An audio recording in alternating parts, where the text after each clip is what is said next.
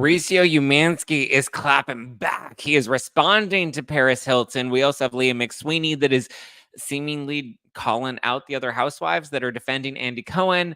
I got to hang out with the cast of Vanderpump Rules after the Valley premiere, so we'll get into some of that. Lindsay Lohan has a new movie. We have some new Real Housewives of Atlanta casting news.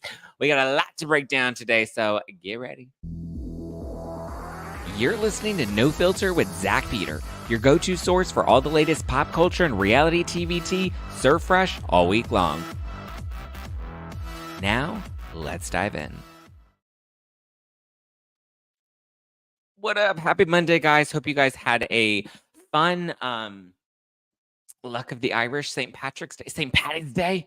Hopefully you guys maybe drank some green beer. I ended up going out. I didn't want to go out, but I ended up going out for a bit. And I just have to say, I was a total stick in the mud. I was not a lot of fun, but there were some elderly ladies. And when I say elderly, there was one lady.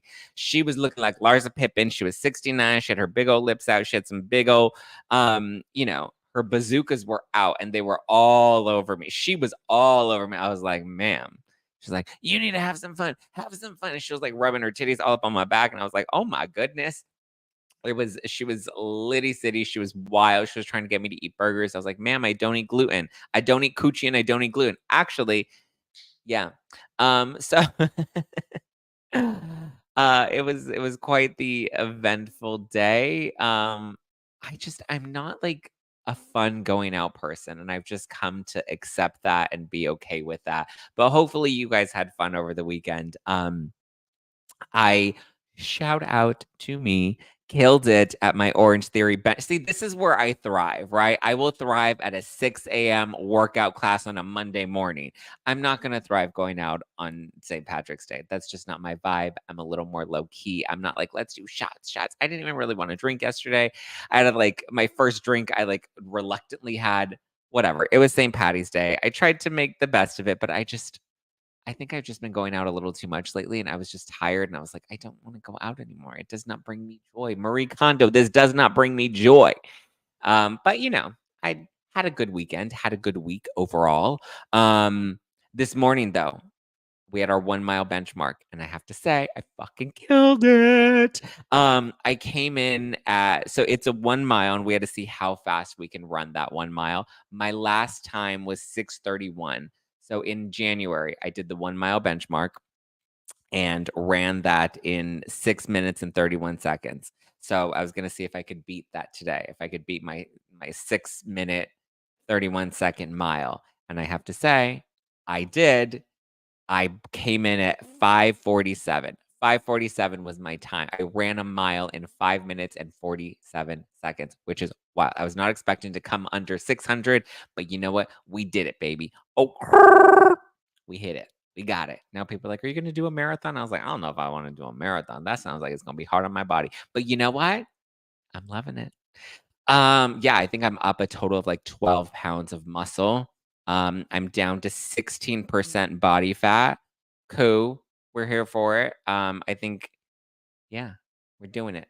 12 pounds up overall, getting my body lean, tight, cute, muscles decked. Get it.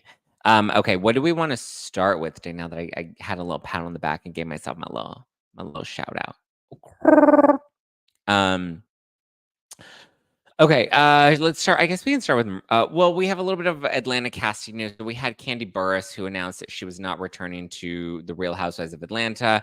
Andy Cohen kind of accidentally maybe let this slip on his radio show, but Sanya Richards-Ross, leaving Real Housewives of Atlanta.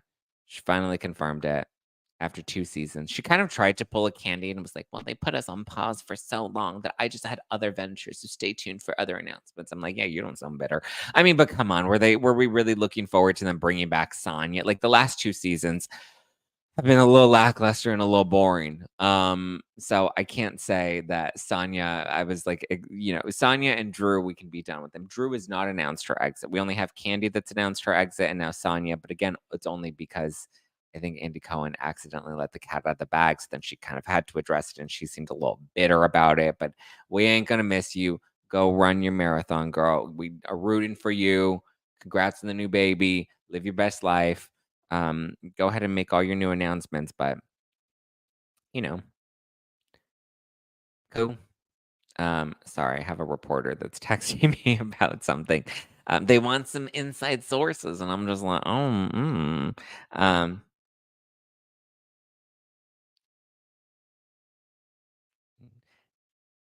Um, sorry, one sec. Okay.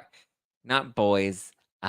He was, sorry, not boys. I had to comment on something. I had to give a comment for an article. And they're like, I need this, I need that. Um, so all right, back to Sonya. Well, actually, no, back to Sonya. Let's move on from Sonya because we ain't got time for that. Thank you. Next. Okay, so we have Mauricio. He is doing press for season 2 of Buying Beverly Hills, which is his new Netflix show. And listen, I actually am looking forward to Buying Beverly Hills. I think it's going to be good. I think it's going to be great. I think we're going to get a lot of tea about his marriage with Kyle. I wonder how Bravo. I mean, I know Andy kind of addressed this recently about like all the things that Mauricio has revealed on Buying Beverly Hills and the clips that we've seen so far versus what Kyle's revealed. And he was just like, listen, Real Housewives of Beverly Hills is Kyle's experience, and Buying Beverly Hills is Mauricio's experience. So Mauricio's sharing his perspective. He's not on Real Housewives of Beverly Hills, so he doesn't have, he doesn't need to disclose all of these details. And listen, if Mauricio's not getting a paycheck for being on Real Housewives of Beverly Hills, he's no Joe Gorga. He ain't gonna just give it all up. He's gonna earn his paycheck on his own, Netflix show. Sorry, I do love Joey Goger. He's a good guy. I love Melissa. I love Joe. I was just being a little shady on the Jersey boys because the Jersey men are all up. They give the Jersey husbands so much camera time, um, and all they do is like take shots out of each other's assholes and play golf. But yeah, so Mauricio's clapping back because he was talking about, so he didn't just talk about or they didn't just release clips about his marriage to Kyle. They also released a clip where he was talking about his experience with Hilton and Highland, which is Paris Hilton's father's real estate company, which Mauricio worked for formerly. And then, Mauricio in an exclusive clip for Buying Beverly Hills was talking to some of the other real estate agents at the agency, and he was basically saying like, listen, I knew my value, I knew what I brought to the company. I think at that point he was bringing in 19% of their income, and he wanted to be made a partner, and they were like, no, we're not going to give you that. He didn't feel valued or appreciated to the degree in which he felt that he deserved, and so he left a little not on the best terms, should we say, because he kind of just didn't really tell them that he was leaving and was like, all right, peace out. But then we see at the Beverly Hills reunion, because Kathy kind of got into it, and she basically said that it wasn't so much that they were upset that he was leaving, but that they made an agreement that he couldn't take any of the agents or any of the clients with him. And that's kind of what he did, even though Mauricio, from my recollection, because I remember reading his book, and from my recollection of it, he did leave. He didn't give a ton of advance, which, is tough. I understand why he left. But how he left is a little bit different, right? Because he's hey everyone, let's get Zach activated. Let's get Zach activated. I don't know. We may get a little Zach activated later because I saw a headline that I was not too thrilled about. But so when he left Hilton and Highland, Kathy's claiming that they had that agreement where he wasn't supposed to take any of the clients and he wasn't supposed to take any of the agents. Mauricio's version is, well, I had my own team at Hilton and Highland. And so these were agents that worked with me, and they kind of essentially worked under me. And so when I chose to leave, I told them that I was leaving, and they actually said that they wanted to leave with me. So I was like, okay, I guess that's a technicality that you're getting out on if they wanna leave. I mean, it's kind of like, it happens all the time with, like, agents and managers. I've been in this world where, sometimes if there's an agent and they're at a big company like CAA or, UTA or whatever it is, sometimes they leave and they bring their clients over. I know my manager was, he was with an agency, and then he started his own independent, management company, and now he's with another management company, and so I've kind of followed him through, and that's kind of how you do it. It's like, what am I going to do? For example, I was never repped by CAA. I was formerly repped by A3.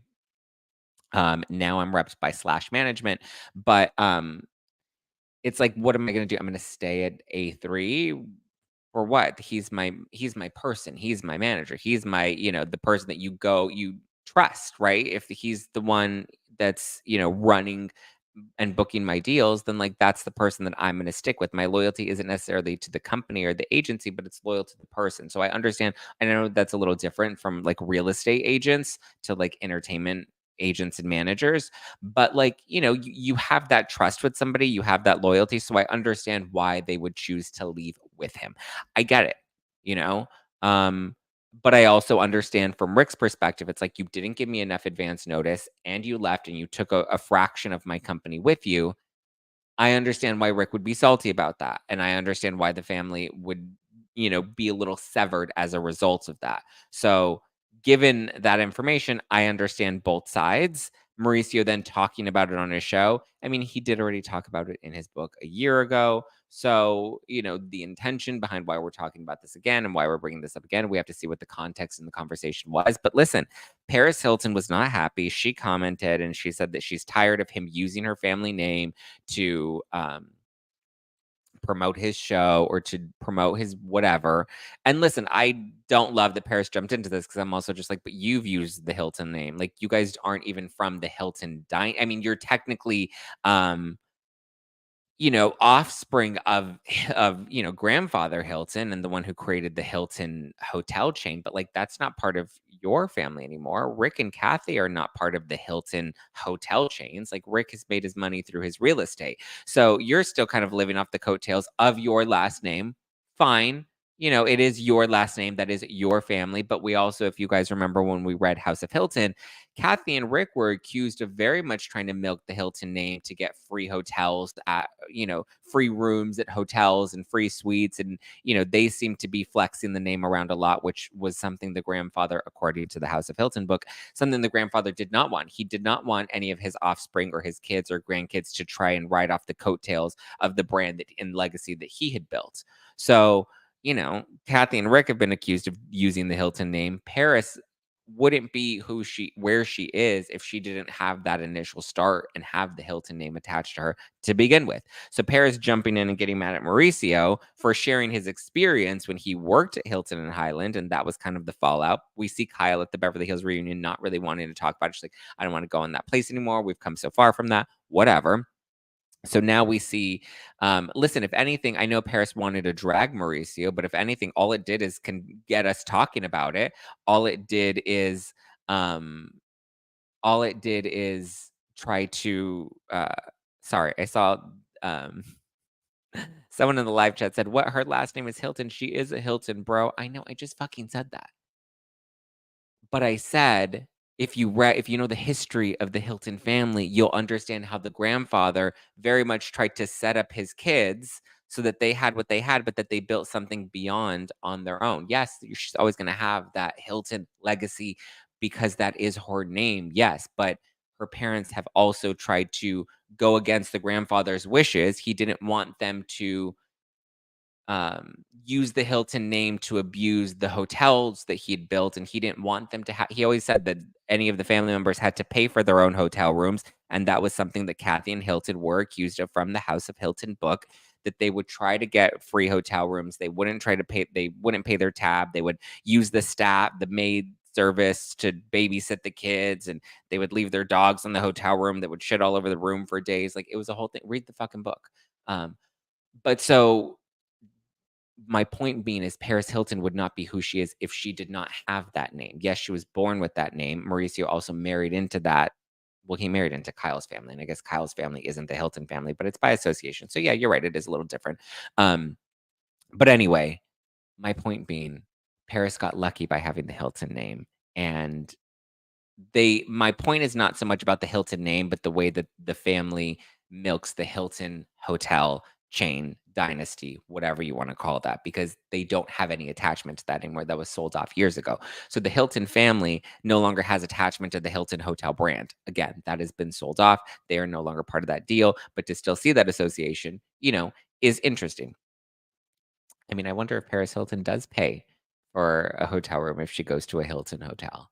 Um, again, there's a lot of backstory and context to that. But so Mauricio's responding, which is what I'm trying to get to if the damn live chat won't leave me alone. But Paris, she said she wants him to stop using the Hilton name, and he responds, he's like, "Listen, I'm sorry that she's sad about that." But the awkward thing is, he's literally doing this interview with his 3 daughters, who are Paris's 3 cousins, and that's kind of awkward because you can tell. And I remember when I had Farrah on this podcast, because last year I had on Farrah and I had on Mauricio, and when Farrah was here, I remember asking her about the Aspen drama, right? Because Kathy had a falling out with Kyle based off of, what went down in Aspen and how Rinna brought it up on the show. And so it made things challenging. And so she's like, the history is this history of the sisters is challenging, but like all of the cousins, we all try to stay really close and we try to not get involved in the drama. But obviously, we want to defend our mom and they want to defend their mom. So it does make things kind of awkward. Now they're in a better place. But now that Paris is calling out their dad, like I would imagine that Alexia and Farrah and Sophia are all like naturally on their father's side and they understand their dad's perspective, but then Paris is naturally going to be on her father's side. So then that adds tension within the family. And so now it's not just the sisters fighting. Now it's also the like the grandkids, daughters, cousins, they're all fighting now. I would imagine, because I would imagine like Farrah's not happy with Paris for doing that. I wonder if they really are as close to Paris as they claim to be. I mean, I guess we've seen them all hang out together and they go to the wedding and all of that stuff, the weddings and stuff. I don't know. But it was just awkward because he's like, "I'm sorry that she's sad about this, but at the same time, this is my experience, and this was 2 businessmen, and we had a business falling out, and it's between Rick and myself." And I don't think him and Rick are in a great position at all. Um, so, ooh, but then we remember, like, in the older seasons of Real Housewives of Beverly Hills, we would see how, like, Kyle would be invited to a wedding, but Mauricio wasn't allowed to attend the wedding, and it was just all sorts of awkward. Oof. Oh, good point, Christina. Paris is dissing all of her cousins by saying that the show was lame. That is true because it's not just Mauricio's show, right? It's also Alexia and Farrah and Sophia that are now on the show as well. So, whew, I agree. Maybe extra shade due to the divorce. I mean, yeah, I'm sure that she feels like now that Kyle and Mauricio are divorced, she doesn't feel as much of a loyalty to not drag Mauricio. But like Paris, those are also your cousins. That's still their dad. Listen, there are plenty of things, I don't always love and agree with my stepmother, and we've had our issues. But like, as the mother of my siblings, there's a level of respect that I will always have for her, to not be disrespectful to her because that is still the mother of my siblings, even with my stepfather. I've had moments where I've had challenges with him where I've wanted to call him out and I've had to catch myself and be like, I need to respect this man as the father of my brothers. So there's just that level of respect out of the kids that you have the relationship to, not necessarily the parent. So I would think Paris in Love is not exactly a cinematic masterpiece. I agree. Listen, but here's the other thing too, is it's like Paris is getting mad. This is why I'm calling out the double standards. Paris is getting mad about Mauricio using the Hilton name, whatever, or putting his family business out on the reality show. But it's like Paris was the most ruthless with Paris in Love. Like the way she hangs Kathy out to dry, the way she like has these gotcha moments with Kathy and with Nikki, right? Because there are several times when Kathy and Nikki are coming over just to film with Paris and have it like, oh, okay, Paris, what are we talking about today? Paris does not brief them and then blindsides them with some information. And then they have these jarring reactions that are on camera. And that's like really awkward. Imagine your family member, your relative having these gotcha moments with you on camera. So you're not really allowed to react organically or as emotionally as you maybe would want to because you have cameras on you and that's going to be shared with the whole world. And you can tell like Paris is not trying to protect her mother in the live in the edit at all. She's very much leaving Kathy out to dry. Um so yeah, I don't know. But he seems like he's handling it respectfully. He's not really shading Paris. He's like, I'm sorry she's sad about that. But I don't think he really cares about Paris. I don't think Paris has ever really liked him. It doesn't seem like they've ever had much of a relationship. Um, so I don't know. I don't. I don't know.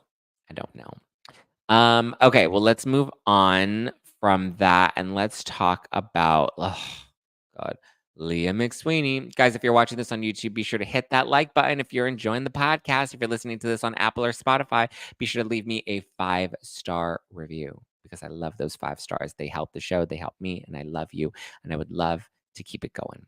Okay. Now, let's talk Leah McSweeney. But first, you ready to cut out the mess of DIY meal prepping? Listen, we're pretty strong into the new year, but I feel like we can keep our goals strong, right? If we want to start eating healthier without all the guesswork, Factor's delicious, ready to eat meals make eating better every day easy.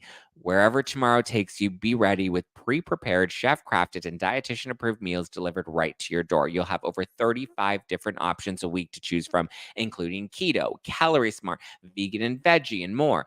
There's even more to enjoy with 55 nutrition packed add ons that help make your weekly meal planning even more delicious. So, what are you waiting for? Get started today and have a feel good week of meals ready to go. Get it as much or as little as you need. You can choose between 6 to 18 meals per week. So do what fits your schedule, do what fits your lifestyle. Plus, if you need to, you can put it on pause like Dorinda. You can reschedule your deliveries. You can make it flexible to fit your needs. Factor meals are 100% ready to heat and eat. So there's no prepping, there's no cooking, and there's no cleanup needed. Head to factormeals.com/nofilter50 and use code nofilter50 to get 50% off. That's code nofilter50 at factormeals.com/nofilter50 to rack in that 50%. And I know we're already deep into March, but it's not too late to still set yourself up with some healthy resolutions, right? I'm not talking about getting tangled up in the elliptical or eating the world's most depressing salads, okay? But here's one thing that will stick and that you'll all love, and that's smelling better naked. Like me, thanks to our sponsor, Lumi. You can smell good with or without the clothes all year long. Lumi is a game changing whole body deodorant designed by an OBGYN to work not only on your pits, but also your feet, your privates, and everywhere else you get odor. No matter where you use it, Lumi is clinically proven to block odor all day long, all thanks to their one-of-a-kind pH optimized formula. And they've got over 275,000 5-star reviews to show for it. I got my Lumi on right now. It makes me feel good. It makes me smell good. And I'm just like confident all throughout my day. Even when I work out, and I sweat a lot when I work out, I put on a little Lumi and I'm fresh as a daisy. Okay. Make the switch to Lumi, and this year will be all about head to toe confidence. No salads required. Special offer new customers get $5 off Lumi's starter pack with our exclusive code. Use code NOFILTER at LumiDeodorant.com. That's Lumi, L-U-M-E, Lumi, LumiDeodorant.com. Okay, let's talk Leah McSweeney, shall we? Because she's clapping back. So, Leah was suing the network and suing Andy and claiming that he does pasta in the bathroom, in Dorit's bathroom. It's not about the pasta, Lala. So we have Leah's rep, her publicist, that is now clapping back. Okay. Because she called out Andy and then Andy responded, and his rep and his lawyers were like, the claims of Andy's alleged drug use are false. And again, I want to clarify because people are like, we all know Andy does coke, but it's like, listen, the accusation, Andy can do whatever he wants to do recreationally as long as it's not affecting his job. And if it is affecting his job or it's putting, colleagues or employees in danger, that's different, right? So he's allowed to do whatever he wants to do. But with Leah's lawsuit, she has very specific claims that, he's using drugs with Housewives and giving them favorable edits. He says that these things are defamatory and he's threatening to sue her if she doesn't retract them, sue for defamation. Her rep is now speaking out and speaking to Page Six. And her rep says, here's their statement. Here we go.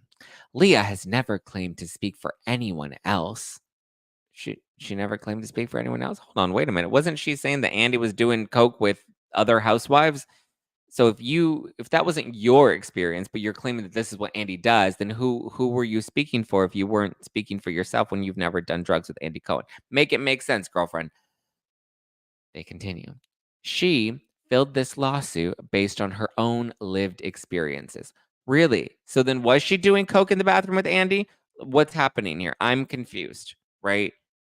This is her own lived experience, this lawsuit, because she's talking about Andy's alleged drug use with other housewives. Make it make sense. The claims in Leah's lawsuit are about Leah's experiences at Bravo and Leah's experiences only. Okay, then why are you talking about Andy Cohen's alleged drug use? What does that have to do with you? Did you see it? Did you snort it? Make it make sense.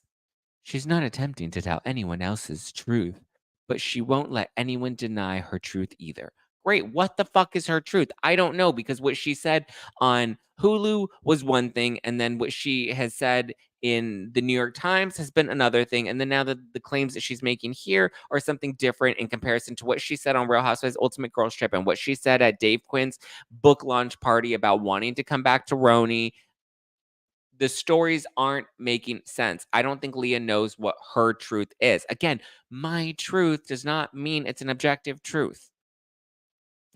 And then her PR person continues by saying, imagine a female employee making claims similar to Leah's about drug and alcohol use at any other major company, from Facebook to Coca-Cola to UPS or anywhere. Would this be the reaction? Okay, it's a little different when you're working for Coca-Cola or Facebook or UPS. The environment is a little different in comparison to signing up for a reality show electively. Okay, very different. But because Bravo is an entertainment brand, somehow people think it's okay to dismiss and downplay a woman's stories of mistreatment at work. Again, the fuck? Imagine a female employee making claims similar to Leah's about drug and alcohol use. Great.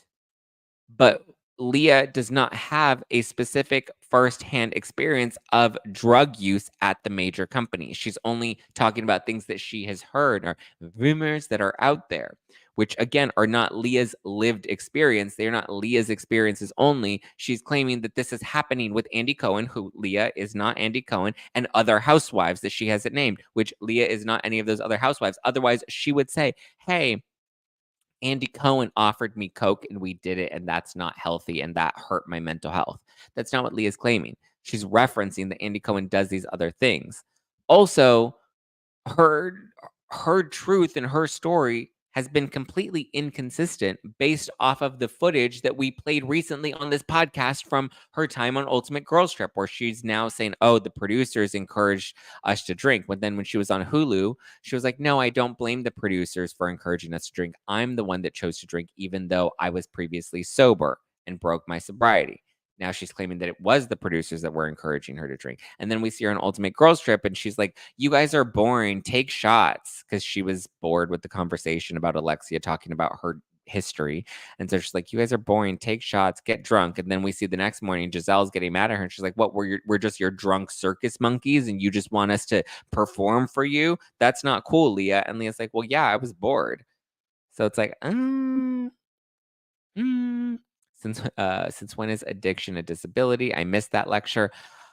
Again, we've talked about that too, because she's claiming alcohol use disorder is a disability. I don't know if I would. Is it a disability? I don't think it's a disability. A disorder, sure, but a disorder and a disability are two very different things. Um, Disability means you don't have the ability to do something. That's why it's a disability. You don't have that ability to do something. I don't know what disability you have if you're addicted to alcohol. You don't have the ability to drink. I mean, you do have the ability to drink. I don't know. Yeah, disease. Okay, you can frame it as a disease, but she's claiming that it's a disability and that her rights for her disability were violated. That's the argument that she's trying to make with this lawsuit. Whew. Leah created Married to the Mob by winning her lawsuit with NYPD. Oh, I don't recall that. I didn't realize that. Interesting. I didn't realize that's how she built Married to the Mob, Christina. Interesting.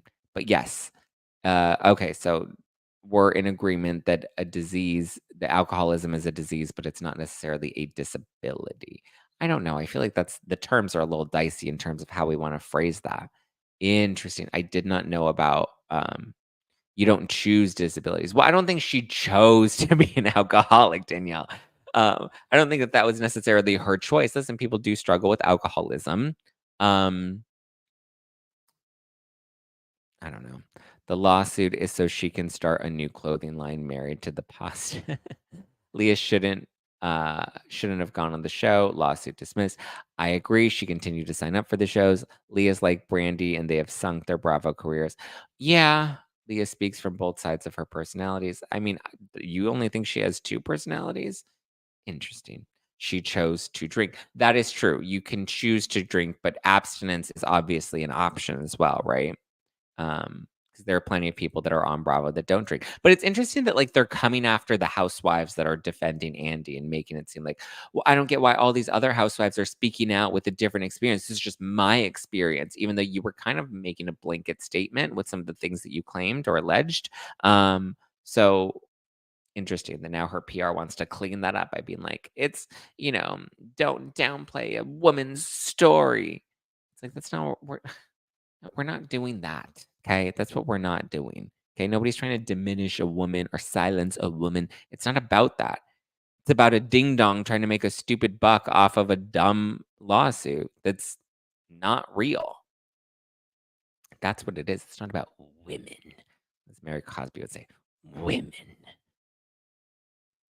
Yeah, she's a Rubik's cube of personalities and truths. I know. Leah McSweeney is an enigma wrapped in a riddle and cash. Well, actually, no cash. She's wrapped in a riddle.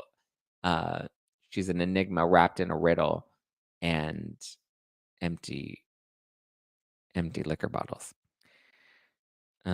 Okay, good. Russ said he DM'd me the article about Leah's previous lawsuit. Well, I mean, listen, we've seen that happen before where people will, make a career out of suing and then they get their money and that's how they gain their success. She was she was on, what was it, Millionaire Matchmaker or $1 Million Matchmaker? I know Patty Stanger's changed the name of her shows as she's bounced around from one network to the next.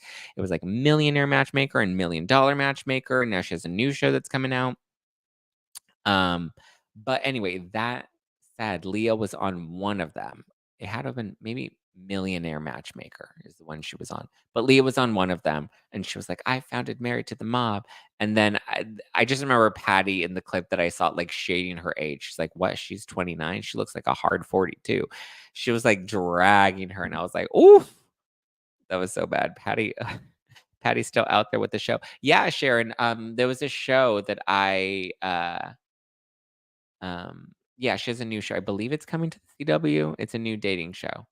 So we'll see. Patty Stanger's still out there. She's still doing the damn thing. All right. She was on the Bravo version, Millionaire Matchmaker. That's what I thought. I was like, it has to be the Millionaire because $1 Million Matchmaker. I think that's when she started doing like celebrity clients. Oh man. Okay. That's Leah. I mean, listen, she's going to continue to try and push her little lawsuit out there, and we're going to see how far it goes. Do you, girl? Do you? So I did see so the Valley. This is probably something I should have saved for a members only, but I guess I'll just put it out here because we had a members only last week, but um, well, trust me, you'll still get some members only. You'll get 2 members only this week for sure. Sorry, it's just been nonstop with all the birthdays. It's funny. I hung out with Jacques. You guys know my friend Jacques Peterson from the Unpopular podcast. He was in Australia. Now he writes for the Daily Mail. He just moved to the US. He now lives here in LA. He just moved here, and so we went out to lunch and grabbed a coffee the other day. And why did I bring this up? There was a reason I brought up this. I don't remember why I brought him up. There was a story that I was trying to tell, and my mind completely blanked. Anyway, I went to Kyle Chan, who is he's one of Tom Sandoval's friends on Vanderpump Rules. And so he invited us to I saw him at Schwartz and Sandy's with his friend Tyler. And they invited us to his whiskey launch party because Kyle Chan just launched a new whiskey. He's the jeweler that does a lot of the jewelry design. We've seen him on the show before. But so we have the Valley that's premiering, and so they had a premiere party for the Valley at Jax is in Studio City. And I didn't go to the Valley premiere because I went with my friend Andy to the GLAAD Awards, which is where, oh yeah, I got to chat with Heather Dubrow. I got to see a lot of different, a lot of the reality stars and celebs and people that were there. It was cool. I mean, listen, glad we saw Meredith Marks there, saw Heather Dubrow, saw Alexis Bellino from afar, but like I told you guys, Alexis's publicist does not like me. And so he made sure to avoid us like the plague. But whatever. So went to the Bourbon Room, which is where Kyle was having his birthday celebration / whiskey launch party. And it ended up also being like the after party for the Valley premiere. So all of the cast was there. I saw Kristen there. I saw Jax there. Saw Tom Sandoval, Tom Schwartz there. Chatted with Sandoval, actually. Chatted with Schwartz, and I was like, you need to come back on the podcast. He's like, yes, I would love to. I don't know. It was so loud and there was so much going on. I don't remember much of my combo with Schwartzy, but I did remember talking to Sandoval. And also, my feelings about Scandival and Vanderpump and Tom and Rachel, I feel like are evolving and changing. And I have thoughts, but I'm trying to formulate my thoughts because I feel like there are so many. I'm starting to feel for Rach. I think she's not all there. And I'm also starting to my friend Andy was like, he's like, I understand everybody hates Tom Sandoval. And he's like, not a great person. He's like, but like, why do people keep like bashing him? And I'm like, well, because he keeps doing things that, warrant reactions from people, and sometimes he keeps putting his foot in his mouth, and when you keep doing that, it doesn't make you look any better because he doesn't seem to have much empathy, and he seems to like make 2 steps forward and take accountability, and then he like falls back.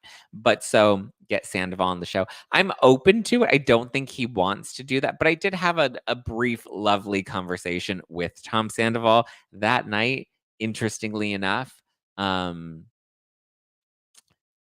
Yeah, I did. I had an interesting conversation. Oh, I do have some. Okay, you have to remind me about the tea from the weekend because I do have tea that I will give to members only, about some new potential podcaster drama. I don't know. There is drama and there is tea. But so I did chat briefly with Sandoval. Maybe I'll save the details of my conversation with Sandoval for members only, which again, you guys have to remind me of. But we did have a lovely convo, believe it or not. It's and then we had the Vanderpump Rules reunion taping. I hear Ariana and Lala really got into it.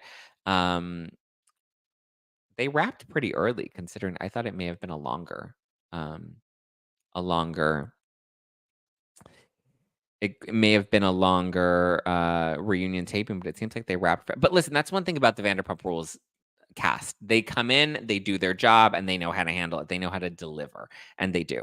So yeah. But for members only, remind me to tell you about my conversation with Sandoval. Remind me to tell you about the podcaster beef that I didn't realize I was in, but I think somebody may be upset with me based off of some shit that went down. And I have to be mindful that I don't out other people. Okay, I have to think of how I'm going to tell that story and how I may have to use some fake names in that. But you guys are like detectives. You crack the code of everything I do and say. But yeah. So when are we doing members? We'll have our regular members only this Thursday, but I may do a bonus members only maybe Wednesday after our Pump Rules recap or in place of our Pump Rules recap. No, I think we'll still keep the Pump Rules recap and then just follow it up with the members only. So we may have a double on Wednesday and Thursday. Maybe Wednesday I'll give you the tea, and then Thursday will just be like a Q&A. We'll see. Oh, you tease. Well, I don't want to give it all away. I'm learning how to be better about not just like blabbering everything on the main podcast because I want to have some things that are exclusive for the members only. So yeah, we didn't do it last week, right? Yes, we did. It was just later. We did have our members only last week. Michelle, trying to call me out. We did have a members only. That's faux show. I think it was. We didn't do it on Thursday, but we did it on Monday, Tuesday. I think we did it on Monday. But yeah. But I had a good time at the Bourbon. I always love going to the Bourbon Room. Well, I almost said there was no drama at the Bourbon Room. There's always something always goes down at the Bourbon Room. We're gonna keep that off the record though. But it was an eventful night for sure. But I had fun. Listen, it was a busy ass week. But over the weekend, I did get to see Lindsay Lohan's new Netflix movie. which was thoroughly cute, you know? It was cute.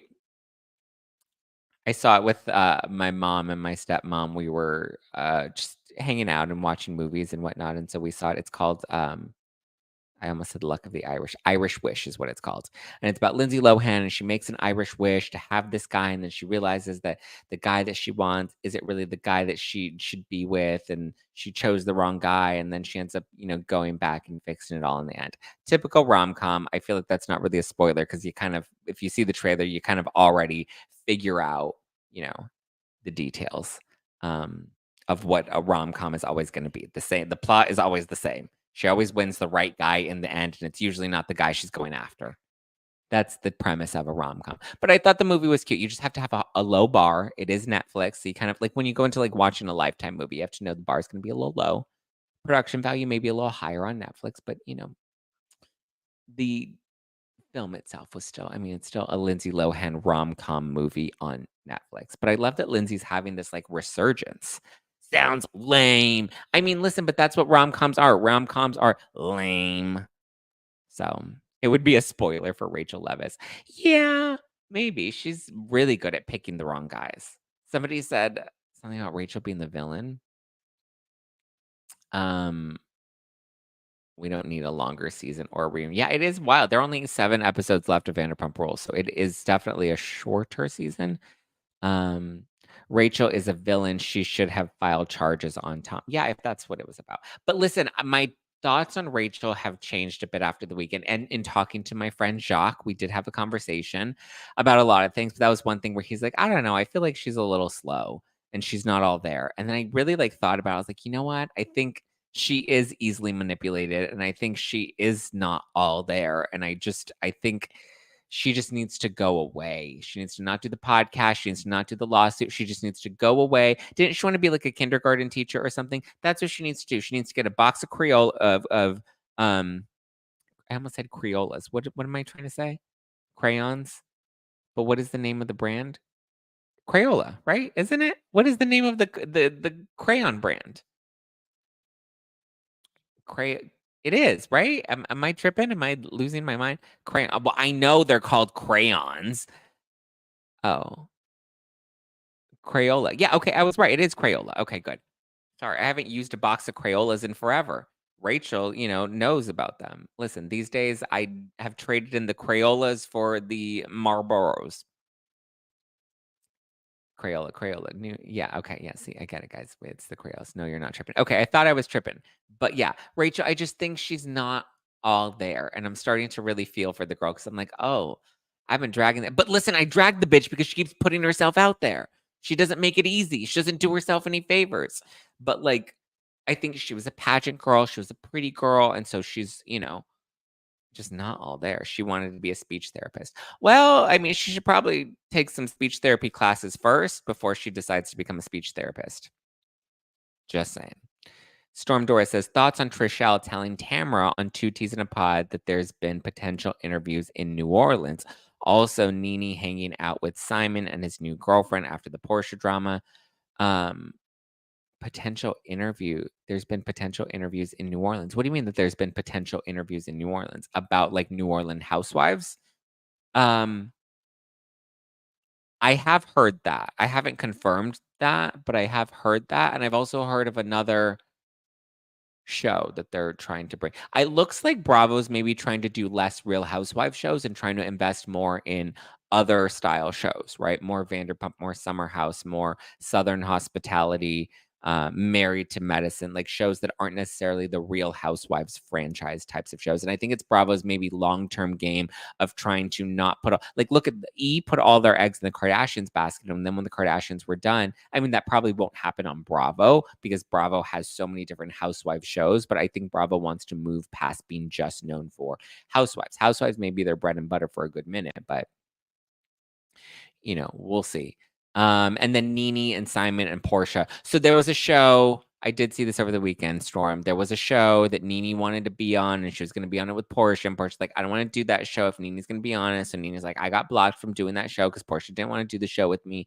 And so now we see Nene hanging out with Simon. So it seems like Nene's trying to create some beef with Portia now that we know Portia is returning to the Real Housewives of Atlanta. She's hanging out. Like, Nene's being a little messy. Nene's trying to clean up her relationship with the network. Listen, if Nene has a comeback and if Nene can really execute that well and kind of just leave her ego at the door, I think Nene can have a major comeback, and it'll be good for Bravo and it'll be good for herself as well. If she can get back into those good graces. Obviously, she'll have to kiss the ring a little bit because she really went at the network hard. But then that also, I think her coming back to the network or even trying to work on a relationship with them is part of it. Does kind of make her lawsuit seem a little bit more bogus than it already was. So yeah, we'll see. She now says she's interested in therapy, so maybe she'll suck because she can communicate or be really good because she can relate. I don't know. Are we talking about Rachel? I tagged Andy in a post promoting Josh, asking him to bring back Southern Charm New Orleans with Trishelle. He saw it. Not that that means anything. Well, listen, you never know. Southern Charm New Orleans. Trishelle would be great. Listen, Trishelle is feisty. But if Trishelle's going on 2 T's in a pod and she's talking about this, then you already know she's not going to be brought in. That's usually when people shoot themselves in the foot when they go out there and they start talking about these opportunities and talking about the interviews and all of that stuff. They end up screwed in the end. They need Nene and Kim back. I agree. I would love to see Nene and Kim back. That would be a real reboot of Real Houses of Atlanta to come back with that OG cast, or at least some of those OGs. Ooh. I really love when you drag Rachel. I love to drag Rachel, but now I'm just like, okay, she's a little too easy prey. It's fun when you like wake up in the morning, you're like, I'm hungry for some good prey. And then when you play with it a little bit, and then you're like, ooh, this is all right. You're done. You're a limp noodle now. Moving on. All right. I think that's all I have for today, for Monday. But did you hear about a potential new girl on Southern Charm, Charleston? No, I did not hear. I don't really watch Southern Charm. I mean, the main Southern Charm, yes, but I don't really watch any of the spinoffs of Southern Charm. Where is Charleston? I don't really know. All right. Well, there we go. That's what we got. Happy Monday. Thanks for tuning in. Hopefully you enjoyed today's episode. If you did, be sure to hit the like button on your way out. Be sure to, the main one is Charleston. Oh, okay. So then it's the main Southern Charm. That's what I thought. I was like, isn't like Madison LaCroix, isn't she from Charleston? Okay, then you can't say Southern Charm Charleston. Well, you got Intergalactic Defender. Zach, please protect your peace. Have I not been protecting my peace lately? I'm trying to protect my peace. Is there something that you've noticed that I've done that has not protected my peace? I'm prioritizing my peace. We're trying to keep the peace. Dun, dun, dun, dun, dun, dun. That was a trick question. That was totally a trick question. Have you seen Southern Charm Charleston? Threw me off. I was like, is that a separate Southern Charm that I don't know about? I was like, I've never heard of Southern Charm Charleston. Southern Charm is the best answer. I haven't watched this season of Summer House. I should. I used to love Summer House. I just have not had as much interest in some of these shows lately, but all right. I love you guys. Zach, debate on your piece. I know that's right. All right, guys. I love you. I appreciate you. Have a wonderful day. You can follow me at Just Plain Zach all over the internet. If you're watching this on YouTube, hit the like button, drop a comment below. Let me know your thoughts of this week's episode. If you're listening to this on Apple Podcasts, leave me a review, 5 stars, and give me a little review with what you've been loving specifically about the podcast lately. And maybe I'll give you guys some shout outs on the podcast tomorrow. All right, guys. Love you. Mean it. Bye.